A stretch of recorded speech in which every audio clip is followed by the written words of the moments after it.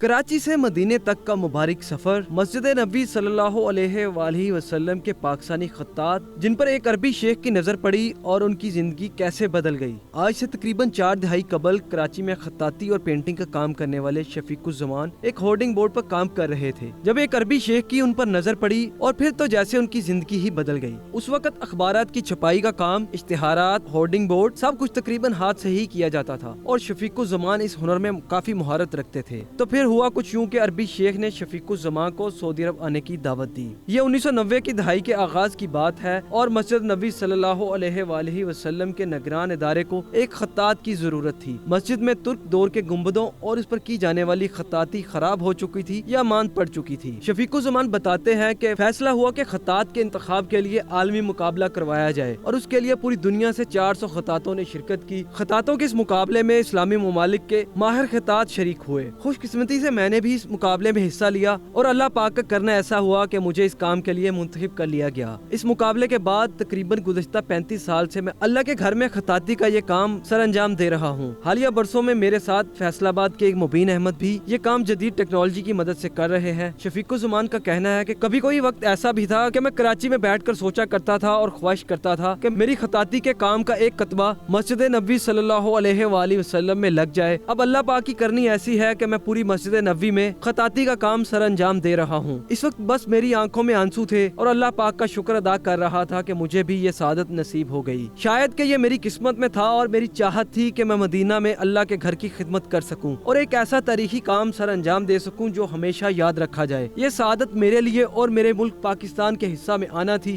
شفیق الزمان کے مطابق مسجد نبوی صلی اللہ علیہ وآلہ وسلم میں خطاطی کے کام کا آغاز پرانے حرم جس میں سلطنت عثمانیہ کے گنبد تھے وہاں سے ہوا تھا۔ 150 کے قریب گنبدوں پر خطاطی خراب ہو چکی تھی یا ماند پڑ چکی تھی جس کو اچھا اور مزید بہتر کرنا تھا اور اس طرح کرنا تھا کہ آئندہ کئی سالوں تک اس پر فرق نہ پڑ سکے۔ اس کام کے دوران ہی یہ فیصلہ کیا گیا کہ میں ہی حرم میں باقی خطاطی کے تمام کام سر انجام دوں گا۔ شفیق الزمان نے کہا اب حرم کی جو توسیع ہوئی ہے وہ کام بھی اس میں شامل ہو چکا ہے۔ مجھ سے پہلے بھی ان گنبدوں پر کوشش کی گئی تھی کہ اس خطاطی کو بہتر کیا جائے جس کے لیے اس پر طرح طرح کے کچھ پینٹ وغیرہ کیے گئے جس سے کوئی بہتری نہیں آ سکی تھی۔ یہ بہت محنت طلب کام ہے، اس میں جلدی نہیں کی جا سکتی۔ ایک فن پارہ تیار کرتے ہوئے مجھے زیادہ سے زیادہ 6 ماہ اور کم سے کم 3 ماہ لگے۔ کئی گھنٹوں کی محنت کے بعد 1 یا 2 میٹر خطاطی ہی ممکن ہو پاتی۔ شفیق الزمان خان کے مطابق اس کے ساتھ ساتھ اب میں روضہ رسول صلی اللہ علیہ وآلہ وسلم پر بھی کام سر انجام دے رہا ہوں۔ یہ کام گنبد پر کیے جانے والے کام سے بہت مختلف ہے۔ گنبد پر سارا کام ہاتھ سے کیا جاتا ہے جبکہ مسجد نبوی صلی اللہ علیہ وآلہ وسلم کے اندر کا کچھ کام ہاتھ سے مکمل کرتا ہوں اور کچھ کام مشین سے کرتا ہوں۔ مسجد نبوی صلی اللہ علیہ وآلہ وسلم کے دروازوں کے نام اور مختلف دفاتر کے بورڈز پر بھی میں نے ہاتھ سے کام کیا ہے۔ آپ کو مسجد نبوی اور اللہ کے گھر سے متعلق یہ معلوماتی رپورٹ کیسی لگی ہمیں کمنٹ سیکشن میں ضرور بتائیں اور اس کو زیادہ سے زیادہ شیئر بھی کریں۔